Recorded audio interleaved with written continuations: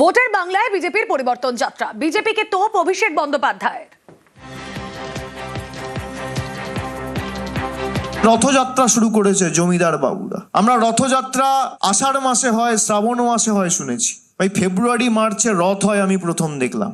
আমরা জগন্নাথ দেবের রথের কথা শুনেছি, 2 নম্বর চিটিংবাজদের রথের কথা শুনিনি, এই প্রথম শুনলাম। মানুষের প্রতিনিধিরা রাস্তায় থাকবে, না থেকে তারা থাকছে কোথায়? রথে। আর ক্ষমতায় না আসার পরে বিরোধী দলে থেকে রথে চড়ছে। তাহলে যদি ক্ষমতায় থাকতো এরা কিসে চড়তো? তখন তো 4 তলা রথ তৈরি হতো। বিজেপির বিহারের উপমুখ্যমন্ত্রী বলছে মাছ মাংস বিক্রি করা যাবে না।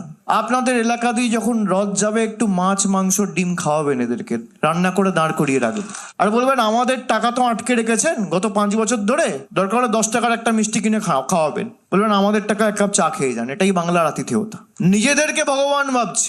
আর বলবেন যে রথগুলো করে এসছেন সেটা সযত্নে রাখবেন। উল্টো রথে করে আবার কাউকে গুজরাটে, আর কাউকে মধ্যপ্রদেশে, আর কাউকে দিল্লিতে, আর কাউকে রাজস্থানে ফিরে যেতে হবে। কোন রকম কোনো প্ররোচনায় পা দেবেন না। এলাকার শান্তি সংহতি বজায় রাখবেন।